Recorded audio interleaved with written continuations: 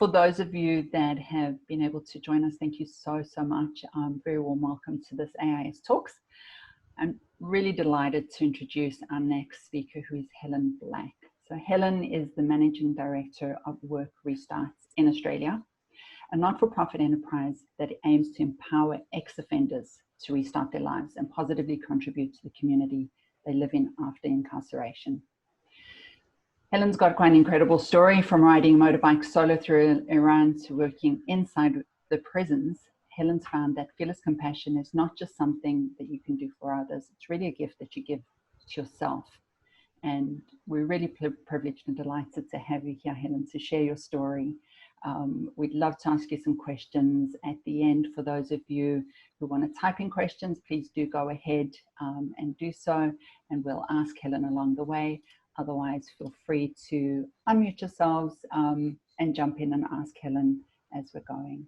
And with that, I'm going to hand over to you. Thank you so much, Helen. Lovely. It's great to be here. Freezing where we are, which is a little bit like this photo here. So about 10 years ago, I'm actually on this road. I'm riding my motorbike. You can't really tell from the photo, but it's absolutely bucketing down rain. I've been on this road for about an hour and a half. I think I'm going somewhere, but I'm not 100% certain. All I know is I keep on going up, and all of a sudden there's snow. I'm above the snow line. I'm absolutely freezing. The only thing on my bike that's supposed to keep me warm are the handlebar grips, which are supposed to be heated, and for some reason they're just not working. So I stop on the side of the road and I just go, I don't know where I am. I don't know what I'm doing. Do I go forward? Do I go back? Or do I just stay here and wait for somebody to come along and potentially help me? And where I'm actually going to is Iran. Ugh, if I can get the thing. So here I am. This is what it's all supposed to be like. This was my vision of going overseas. Nice blue sky, white fluffy clouds, and the ability to get off the bike whenever I wanted to, because I'm not a great bike rider. In fact, this was a really out of my comfort zone trip for me. I'd never ridden alone by myself before, and I'd never ridden in the rain before. So the way I looked at it was, well, if it's not working, I just stop the bike, get off and get on a bus and go somewhere else. Where I was traveling to was Iran. And so we went all the way through Turkey. And the funny thing is, as soon as you start saying Iran to people, many people have preconceived ideas about what that country's like. And they think it's fundamentalist. They think that they hate the Westerners. These are pictures that I took in Tehran, but it's not actually what Iran's like. However, my family were really nervous for me. In fact, my sister, who owns a small property just outside of town, decided that she had better actually start breeding some goats, just in case something happened and she needed to do a bit of a swap over, a shift, a deal with them. She'd breed some goats. What I found was that when I was about to get to the border with Iran, I was getting really nervous for two reasons. Firstly, women in Iran are not allowed to ride motorbikes or bikes the time that I was there. And secondly, women traveling by themselves is actually something that they don't like at all either.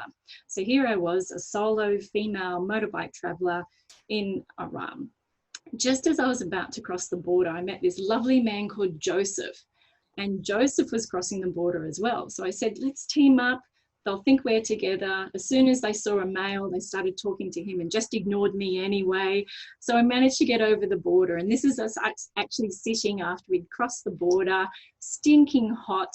I put on my scarf for the first time. And very quickly I learned that silk scarves are not great things to wear in Iran. Anyway, we got on our bikes, we parted ways, and as soon as we did that, I had a car traveling behind me and it was beeping its horn and asked me to pull over. And I just thought, oh my goodness, I've just got over the border. What's wrong? And they're going to tell me that I shouldn't be here or something else like that. And this guy got out of the car. He couldn't really speak a lot of English. And he was sort of pointing and, motorbike and that way. And I thought, oh, well, I'm going this way. I'm going to a small town. Joseph was going to Brits and I was going to a small town. And I just said, Koi this way. And he sort of shook his head and said, yes. And I said, oh, I'm going to Koi. And he sort of went, oh, okay, and got in the car. One thing I realized was he wasn't trying to control me. He was actually trying to help me. And that's one thing that I found about the Iranian people. I turned up into a city. I found a small hotel. The next thing I know, this family's waiting beside my bike for me because they wanted to talk to me. And everywhere I went, I had wonderful people following me on the highway. And as soon as I'd pull over, they'd pull over, say hi. And this lovely family actually took me to a park for lunch. So this was the amazing hospitality that existed in Iran. And I was starting to get a little bit comfortable, sort of understanding a little bit more about the culture and what I needed to do. My strategy when I'm riding a motorbike is that I don't go to the big cities if I can really, unless I really have to. I might go there to visit, but I'll always stay in the smaller cities where it's easier to get around. But I had to go to Isfahan, and just as I was riding into Isfahan, the temperature was about 37 degrees, and all of a sudden my handlebar holders came on and they started to heat up, and I was trying to hold the steering like this, going, why on earth is this happening? I couldn't actually get them off. And it was a long day. I was distracted and everything else. And I'd been really used to all of this hospitality that sat around the Iranian people, always helping me get to a hotel or shouting me lunch and all sorts of other things. Bigger cities are slightly different. I was a bit distracted. I didn't realize what was actually happening. And two guys came up on a motorbike, as they had done in smaller cities, and said, where are you actually going? And I told them the hotel, and they were trying to lead me somewhere where I thought, well, that's actually not the right way to the hotel. And on my bike, there's this amazing little thing here called a tank bag. And these tank bags, you put your maps and everything else in them. You have your, in this case, I'd actually had my passport because I'd been getting it in and out to cross over various checkpoints. So I just kept it there so I could get it out easily. And what actually happened is that these two guys, when I got off the bike, they took my tank bag and they rode away, and I couldn't stop them. One of the scariest things about being in Iran as a Westerner is you can't take money out of banks there. You have to bring in all the money that you need to stay, and you can't withdraw money anywhere else. And in there, I had my phone, not my phone, my wallet, my passport. Luckily I had my carnet in a different bag, but essentially my life was in that bag that they'd taken. And it was really confronting for me because I had to try and find the police. I had to try and explain why I didn't have my passport on me in a country that isn't too comfortable with people being in their country without passports on them. And essentially what happened is I had to leave my bike in Isfahan and take a bus trip to Tehran to try and get an emergency visa from the Australian Embassy, emergency passport and visas and other bits and pieces. And I remember just this sense of anxiousness and fear that was all over me at that particular point in time. And I'd been awake, I couldn't sleep. When I got on the bus, I was sitting there being sort of almost rocked to sleep, the sunlight coming in the side. And at that point, through all this angst, I just had this feeling, which was, what was their life like that they needed to do that to me? What was happening that they needed that bag, they needed the money in it for whatever reason? And the most incredible thing happened. This sense of peace just came over me as soon as I started having that thought. And what I didn't realize at the time, but I sort of found out later, I suppose, was I'd actually jumped what I call the empathy gap. And the empathy gap is the distance between the angst and the misunderstanding and the anger and the hurt, and the understanding that there's always a reason that sits below things. And when you can understand that, all of that hurt doesn't seem to fit as much. It's easier to jump the empathy gap if it's a low impact and you're relatively removed from the situation. So in this case, it was low impact. Well, it seemed to be about medium impact at the time. It was happening to me. So it was a moderate gap. It was a moderate jump that I had to make me feel a little bit better. But you can understand that fearless empathy sits up here. If you have something that is incredibly high impact for you, and it happens to you personally, that jump is so much bigger and so much greater for a person to do than it is for somebody whose passport's stolen in Iran. And this whole concept of empathy and looking at things from other people's view, and especially fearless empathy, was really interesting to me in how I actually worked through that situation. So finally got a passport, and while there's many other stories to tell about Iran, including being detained by military police, but we'll go there another day, what actually happened was I made my own tank bag out of a piece of plastic. I picked up a map of Iran, not very good, from the local school supplies, and off I headed. And 10 years later, what I'm doing is I'm looking at this figure. And this figure is the amount of Australians who, once are incarcerated and released, will go back into prison. And it was somebody challenged me to say, what can we do about this? And how can we look at entrepreneurship and connection with business to solve some of the problems that may sit around incarceration? Because frankly, if you told me that I'd be dealing with incarcerated people 3 years ago, I just would have laughed at you. I didn't even think about them. What I saw on TV was those bastards deserve to be there, because essentially you see the worst of worst on TV. And it was a new challenge for me to sort of say, okay, well, let's start looking at incarcerated people. Of course, my sister sent me more goat pictures because she felt that potentially that wasn't where I should be as well, but that's just how it is. Sorry, I've just gone the wrong way. Oops, sorry, I don't know how to get back. This isn't going the right way. I do apologize. This jolly thing. Here we go, sorry.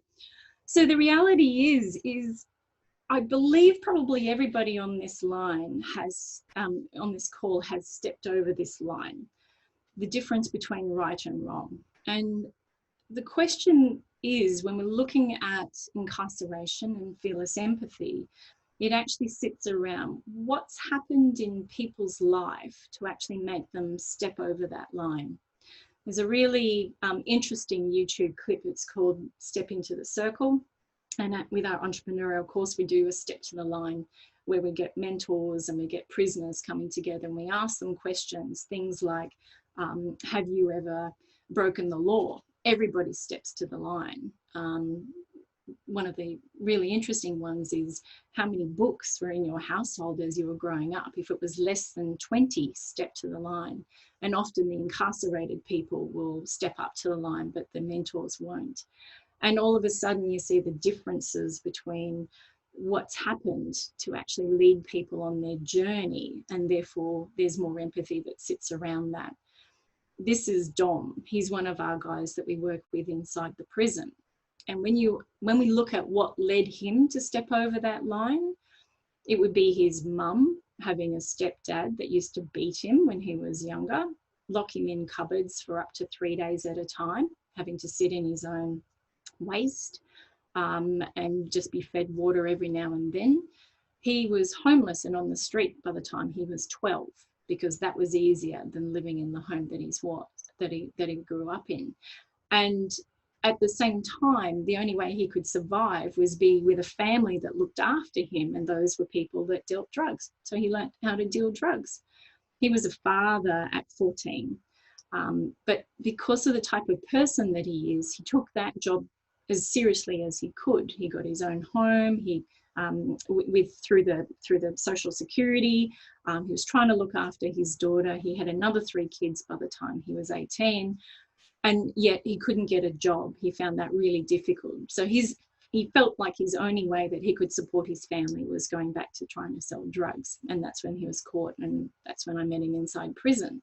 Now, most people would say he's a drug dealer. you know, he deserves everything that he gets for the damage that he causes in society. But when you sit back and look at it, you can actually see the path that led him to step over the line. And the reality is when an incarcerated person steps over the line, they have so much more work to do on themselves to bring back some sense of normality to themselves, the community, and other people that they're working with. And it makes a real difference when we can experience a relationship, a professional relationship with the people we're working with fearless empathy.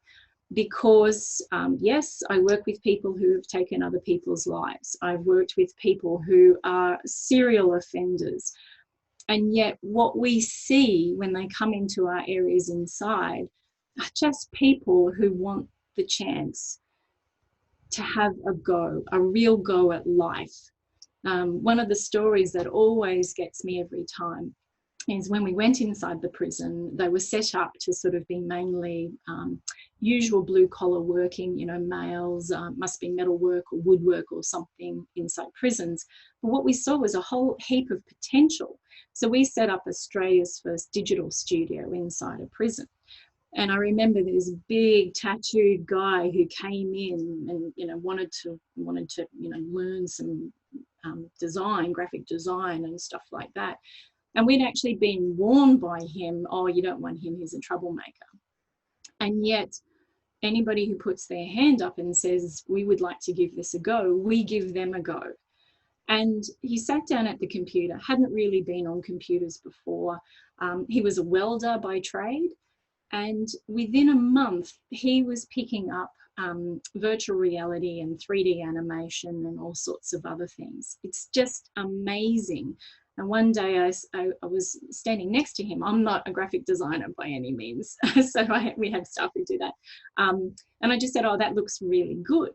And he's this 35-year-old man, hard nail looking.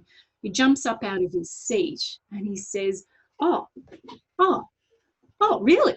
Oh, and he couldn't sit still. And I just thought, you've never been told that. You've never been told that something that you do is really good. He was brought up in quite an abusive family. And again, it's just understanding that we're all light and dark, and the ability to, you know, the power of fearless empathy is the ability to enable people to see the light in themselves. So that's Dom's story. What we, jeepers, sorry, I'm very sorry. I'm not trying to stuff up the things. So to me, fearless empathy is always asking the question, why? Why is that the case? If you talk to young kids around people who are in prison, you can sort of say, oh, what do you think of prisoners? Oh, they're bad people. Well, why? Oh, because they do wrong things. Oh, but why do they do wrong things? And you eventually get to a point where even young kids will sort of say, well, maybe they just haven't learnt the right things, or maybe they haven't had the ability or the encouragement to learn to do things the right way. And I think that if you can get rid of judgments and keep on asking the why, you get to really where the problem is, and then they can self-heal from there. One of the things I wanted to show you is this video from Cosmarty. This is the power of when people believe in ex-offenders. Cos was a drug dealer in New York. He's a man that I have met a number of times and brought over to Australia. But let me just show his video first. Wax. Okay. For way too long,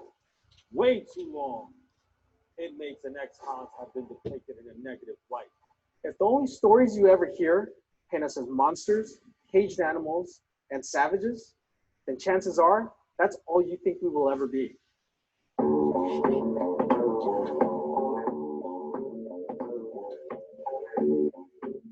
Prison was tough, but I did the time. I decided to set up ComBody to hire formerly incarcerated individuals, because when I came home, nobody wanted to hire me. When I came home from prison, I was told that I had nothing to offer. That I was never going to amount to anything. That I was nothing but a criminal. That my life was over.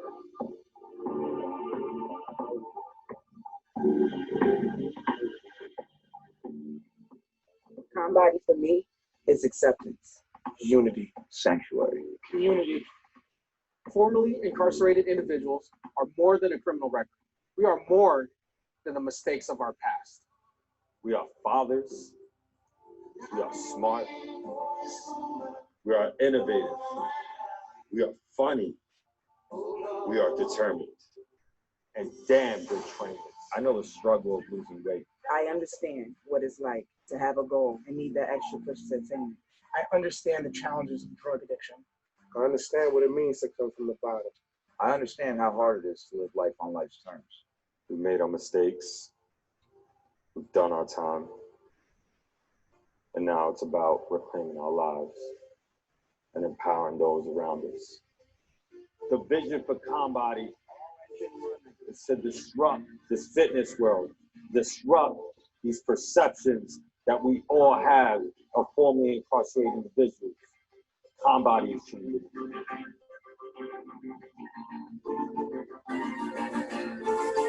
We gon' take you to the moon, take you to the stars. How many people you know can take you to the stars? I'm keeping strong. Stand up! Stand up! Stand up! So that was, just a minute. Now it's going to do that. Let's see if we can keep going. Yeah, so that was Cos Mate. So I met Cos when I was in America, and he's just the most amazing person. Again, drug culture, gang culture. We brought him out to Australia. It took us 18 months to get him through security because his rap sheet was that thick. He's so inspiring, the stuff that he actually does. And it all came from somebody looking at him in a different way. Somebody saying, I see something in you that is the light, that is the ability for you to really contribute to society. And he just found his niche in being able to do that. Combody has now expanded to London. Unfortunately, they opened just before COVID, which probably isn't the best thing to happen for them. But it's in a number of places in America as well. And they've had over 24,000 people, I believe, hook into some of their website stuff that they're actually doing the website training. So based on some of that entrepreneurial stuff, we brought the Pivot Entrepreneurial program. We developed that in Australia as well. This is some of our mentoring sessions where we actually have people that are involved with the entrepreneurs organization. So people who have built multi-million-dollar businesses coming in and actually working with our guys and again saying, tell us your ideas. And you know, your past is your past. It doesn't have to be your future. It informs who you are and what you have to do, but it doesn't have to be your future. And though, you know, we sometimes get a bit of kickback from people saying, well, you're just teaching people to be better drug dealers. It's actually not the case. As soon as you allow somebody to actually dream about what their future could be, and provide people around them to say, you can do this, amazing things happen. These are some of the businesses that these guys come up with. In fact, Dom, who you met before, his business is Second Chance Renos. He wants to create a small business, a building business that actually employs ex-offenders and gives them a chance as soon as they get out of jail. 65% of ex-offenders in Australia will not find employment. And employment is the most critical thing to stop people from reoffending. But it's not just Second Chance Renos. We have the Pet of Fate, who deal with somebody who's dealing using pets and trying to work out how to deal with mental health issues. We have Connect Fit. We've got an Indigenous Zen garden. We've got Outside Art Exchange. And we have a chemist who's decided to use those talents for good to create a renewable energy source with vanadium batteries that can go into third world countries. When given the opportunity to actually dream about what a future can be through fearless compassion, amazing things happen. We've had our first person come out of jail, and that was on the program, and he's developed his first product that he's actually selling now, and his life has just changed around. And what he said was, it was the hope that fearless compassion provided to me that allowed me to move forward in my life. So one of the other things that happens when you give people fearless compassion is they start to believe that they can do things. This is an animation by Marco for Green Fox Studio. So part of our digital area has now morphed into Green Fox Studio, which we're amazed about. Marco, again, had never picked up a computer before. He used to install lights into aquariums, fish aquariums. But you can see that he's very good at this, and this is what his passion is.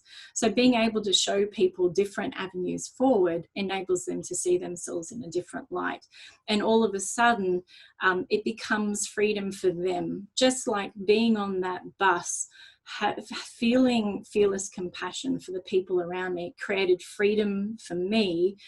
When you give fearless compassion to other people, it can create freedom for them as well from their past. One thing that I often do, though, is that I don't always get it right. Sometimes, many times, I can be in a situation where I can be very judgmental. And when you're working with people that have committed very serious crimes, it is very hard sometimes to be compassionate. And this is when compassion for myself has to kick in as well. I need to understand that sometimes that leap is too far for me, but it's not too far for somebody else. And then that's what I have to pass those people on to as well in that particular case. And just like I was when I was sitting on that motorbike in Turkey, absolutely frozen out of my brains, thinking, what on earth am I doing here? Being self-compassionate's enabled me to move forward in times when I've doubted myself, and in times when I really don't know what the road forward's going to look like. But it's enabled me to say, it's okay, we'll deal with it when we actually get there. So that's just a really quick overview of the sort of stuff that we're doing, both with inside the incarceration system in Australia, which is quite innovative.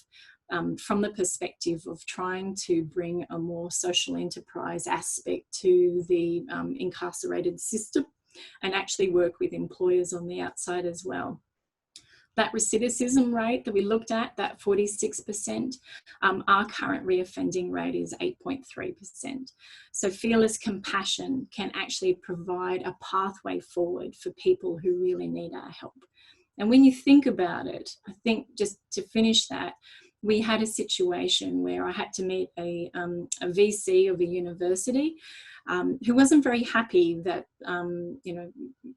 some people are dealing with incarcerated people. And when I met him, he said, oh, what do you do? He didn't know who I was. And I just said, oh, the people who have been in the foster home system and often have abusive and drug addicted families, or they have low self-esteem and get addicted to drugs, or they're homeless. And he goes, oh yeah, we've got to do something for them. And I said, yeah, we're working with them. It's just that they're currently incarcerated at the moment. And the look on his face was, didn't think of it in that respect. So what I really love to do is start the conversation around the power of second chances and what it can actually bring, and not putting people into a box and saying, well, this is all your good. Past is not future, and that's where fearless compassion comes in. So thank you very much for having a quick listen to what I have to say. If you've got any questions, I'm happy to answer them. Yeah. Gosh.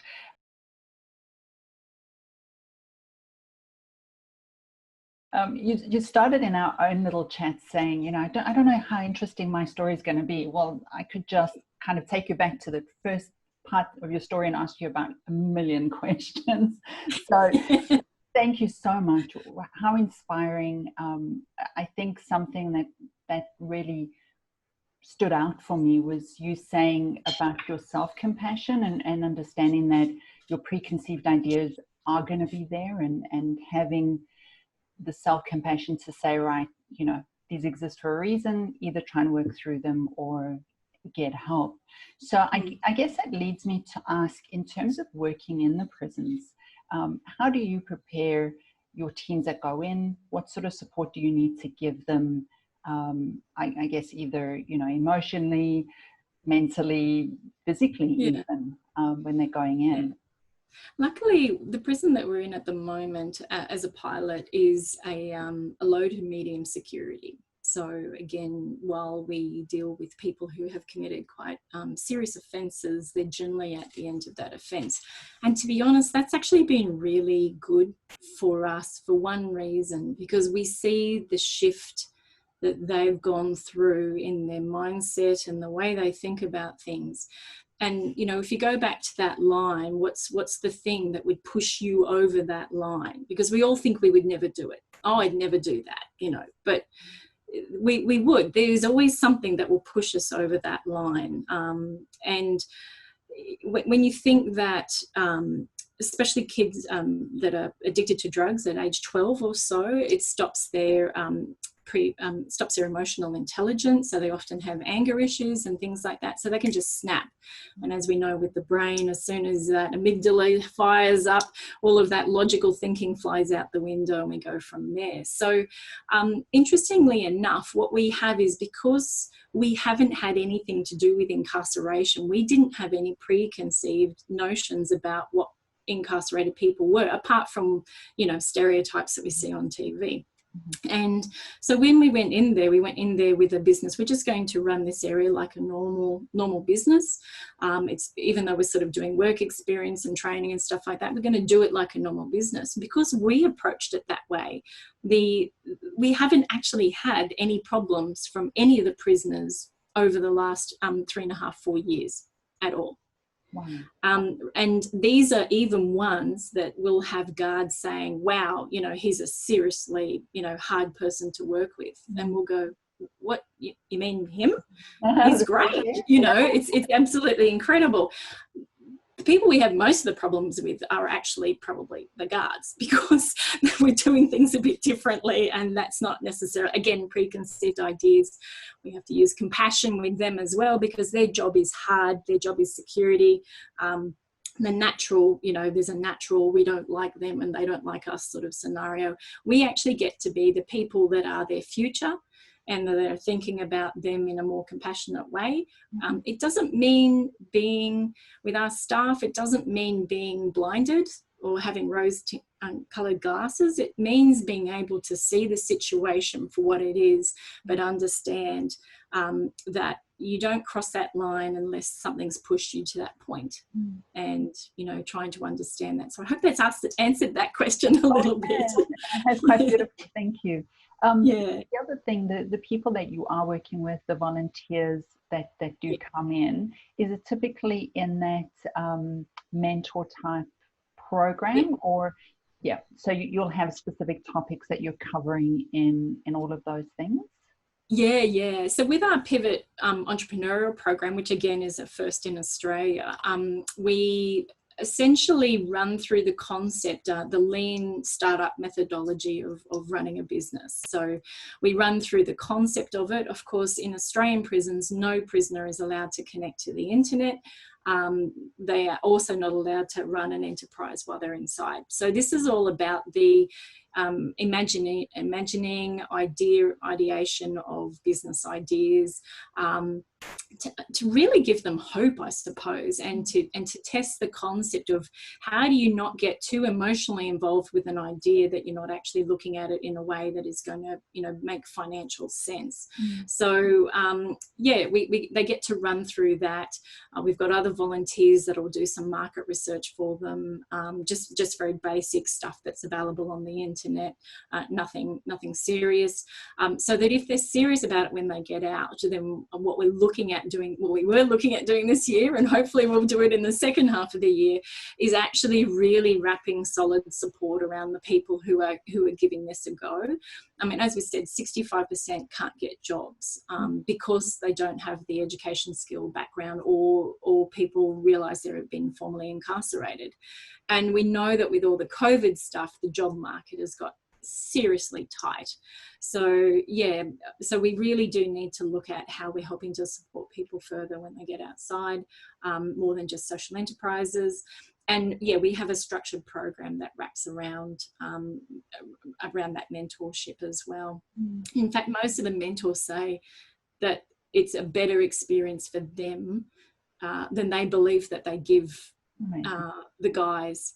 That the guys give them more than they give the guys, which is interesting. So yeah, and interesting. You're talking about guys. I'm assuming, never been to a prison, but I'm assuming that you've got a men's and a woman's.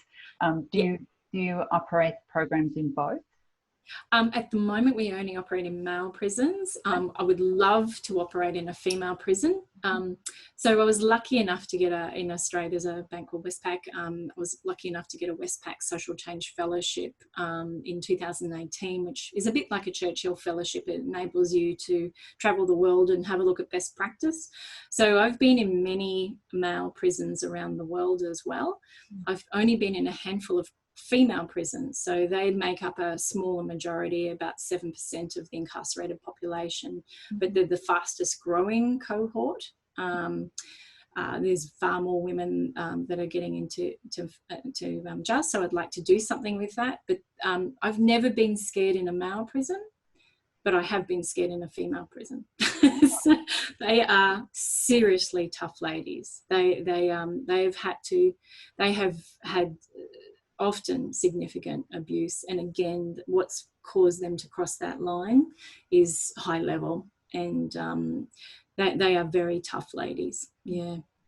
I wanted to see if there's anybody else with a question. Feel free to either unmute yourself or pop it in the chat. I'm sure, like me, you've got 1,000 things running around in your head. Hi, I'd like to ask a question. Go ahead. Sure. Hi. Thank you so much. You're doing wonderful work. I just wanted to ask, with the self-compassion piece, are you teaching them to be self-compassionate with themselves? And how do you do that? What methods are you using?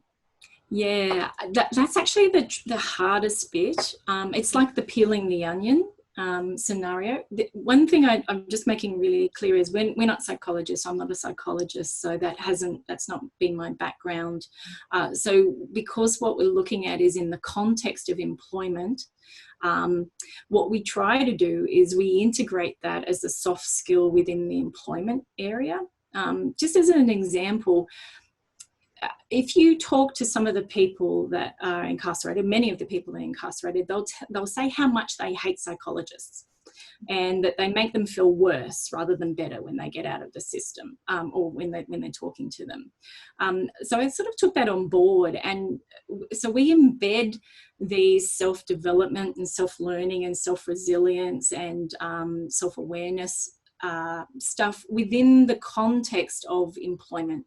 So with the Pivot Entrepreneurial program, we embed it as in our leadership training.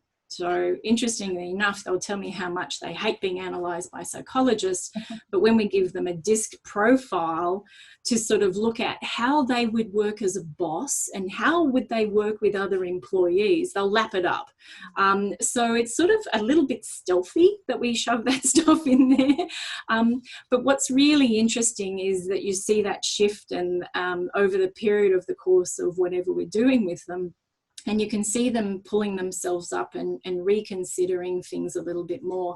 And I think if they're having a bad day, if our reaction works with empathy to sort of talk, be able to sort of talk through as much as you can with males. We're talking about males who aren't particularly very verbal with their emotions at all, but if they can see your thought processes of how you might talk that out and work through it and sort of say, oh, it's understandable that you might feel this way given that, then they start to sort of understand how that happens.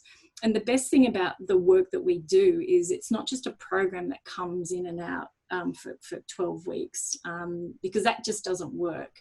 We're in there with them from Monday through to Friday, from 8 through to 5 every day of every week of the year. So because we're able to sort of embed that into their normal work environment, it becomes how they learn rather than sit down course, so to speak. Does that help a little bit? So they're able to make a real connection between as to their background and how, and they're much kinder with themselves based on that.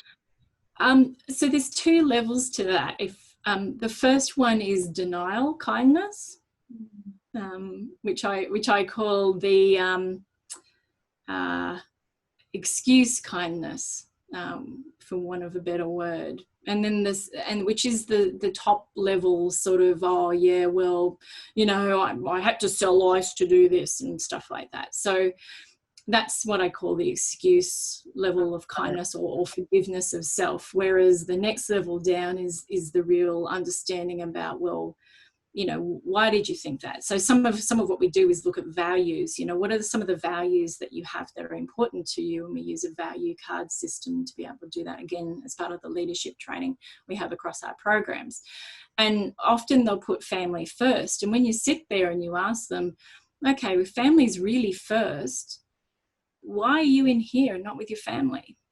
And they'll often make that top level excuse, well, I was trying to make money for my family. But when you ask them, well, what is it that, you know, let's have a look. Why don't you have a think about what's really important to your family? Often they'll come to the conclusion that actually they just want to be with me. You know, it's that all of a sudden this sort of self-awareness comes about. The difficulty with that is when they do that deeper soul searching, that's actually a really tough time for them, because that's understanding the damage that they've caused, and how much they have to step back over that line, to not only themselves, their family, their community, and stuff like that.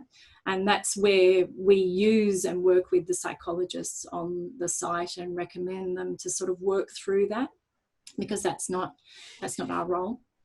Okay, wonderful, thank you.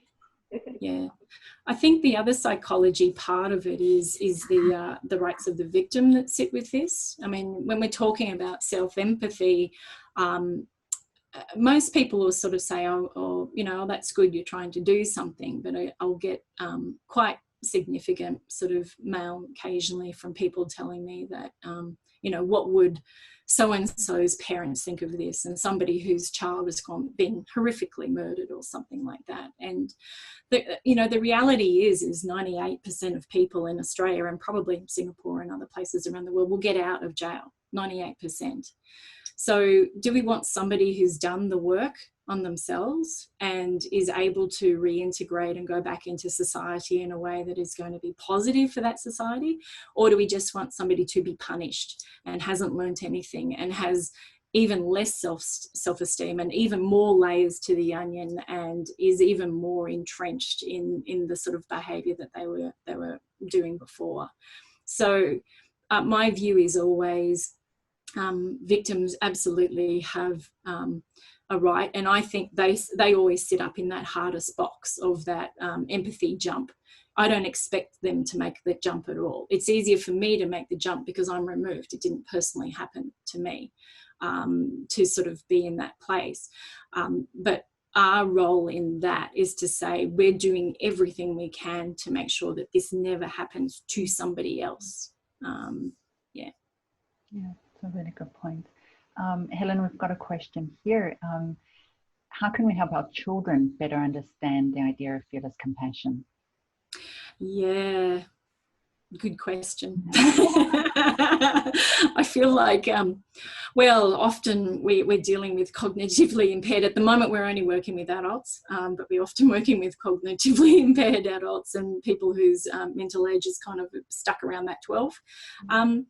which I think is actually really hard, because that whole self-reflection component is critical in this, and self-understanding, and a lot of it is around the negative talk that happens with kids, and that's certainly what we see inside. So if somebody's putting themselves down, we will do what we can, and Adam's going to laugh at this because he said that I do this all the time to myself, so there you go. I have to be empathetic towards myself, Adam. So we have to look at how we can say, what's another way of looking at that? What's a way of saying, not beating yourself up over it, but actually saying, well, this has occurred. And what we do inside is we actually call it the scientist brain, not the emotional brain. So, you know, when we're getting people to think about stuff, we talk about, you know, just put the scientist brain on for a moment, because the scientist has to be analytical about it and non-emotional about it, and work through a process. And so we can do that with adults. I'm not quite sure how you do it with kids, but that could be a way of trying to stop that emotional override in the brain, and just sort of calm down enough to be able to move forward in a way that's a bit more analytical thinking. But yeah, I'm sorry I can't help that specifically with kids, but yeah. Sorry, can't answer that one. That sort of separating it from the emotional must certainly help them as well when they're going into a work environment, because I can imagine you carrying, you know, they'd be carrying all that baggage with them, and part of what you're trying to do is help them unload that baggage, so that then when they're presenting themselves back into the world. I mean, it is very much like kids in terms of it's how do you give your rational brain that chance to think and not be hijacked by the emotional brain. And it's just sort of developing, especially with men. I mean, you're talking about big, bulky men who may have a very, very short anger fuse, and can be, you know, this is where all domestic violence comes from. It's this, you know, this really short anger fuse, and not being able to rationally work through things, and to a certain extent even being in situations that, you know, they shouldn't be together. You're not good for each other. So, and all the rest of it. So it's just trying to actually get that in place. But the funniest thing too is, just as much as I will defend offenders and ex-offenders pretty much to people outside, I do exactly the same about the police and other things to offenders on the inside. So, you know, it's just trying to get rid of all of those generalizations about, you know, all police are, you know, horrible, and obviously they're saying different words than that, but it's you know, and it's sort of, and I'm saying, no, it's not. So you may have had an experience of one police, but what's their role? What are they doing, and what were you doing? And, you know, just trying to work through that scenario so that it sort of diffuses some of that emotion, and they can start thinking a bit more rationally about things. Question in terms of just logistics of what you're trying to do. If they've got no internet, how are you working? And how have you found, obviously you've not been able to go into the prisons, so there's been that huge disconnect for you over this time. Yeah. Well, to be honest, I'm looking a little bit tired because we were allowed back in for the first time this week. And oh my God, there's so much stuff to be done. It's incredible. We've lost most of our teams. They've either been released or put somewhere else. And but so logistically, again, I'm up for a bit of a challenge. So yes, technical, digital studio inside a prison where they can't touch the internet. What we have to do is create servers inside that can replicate the outside world to a certain extent. And we have one person whose job it is to ferry work inside and out by the one computer that does have internet that can only be used by staff members. So it's highly inefficient, but it is effective in terms of being able to show people a different way forward. So yeah. Super fascinating. Does anybody else have any questions they'd like to ask of Helen? I might ask one last one, Helen. Just taking you back to, you ended up, you know, you started telling us about your ride through Iran like it was just, that's what people do. I don't think it's something that most of us would likely just think, you know, let me go ahead and do that. So how did you end up doing that? That's a really good question. I think my internet's going in and out a bit, so if I freeze, that's why. I suppose I'm just interested in Turkey, and then those horrible Lonely Planet guides, they tell you wonderful things about the countries near where you're going to. And I suppose it wasn't really daunting. I wouldn't call myself brave or fearless, because even though I am not very good at riding a motorbike, I'm just slow. It doesn't matter. It doesn't matter what speed I'm going. I just get there when I get there. But I think it was just something that I thought was a little bit of a challenge. But every single day I was a bit horrified. Not horrified with what was happening, horrified with, oh, can I be brave enough to get through the day? And just getting on the bike was hard some days. And, when that first night when I was in Iran, with that family that were waiting by the bike, the bit that I didn't tell you was that with that slippery hairpiece, I'd gotten into a town, and everything was boarded up, and I was sort of going, oh, this is weird. And again, I sort of go to smaller towns, about 100,000, not really big ones and not really small ones, and everything was boarded up. And I finally found this little store that was selling some food, and so I was trying to buy some food in there, but I didn't realize that my headpiece had slipped off my head.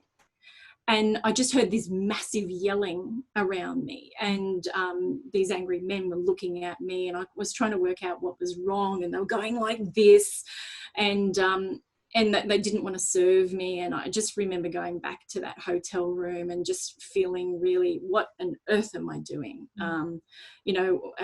This is ridiculous. I've bitten off more than I can chew. And I remember curling up on the bed just going, oh, good grief. And it was exactly the same thing as on that mountain. I can either go forward, or I can go back over to Turkey, or I can just wait here till somebody can help me, and nobody's going to help me, so I'm going to have to do something.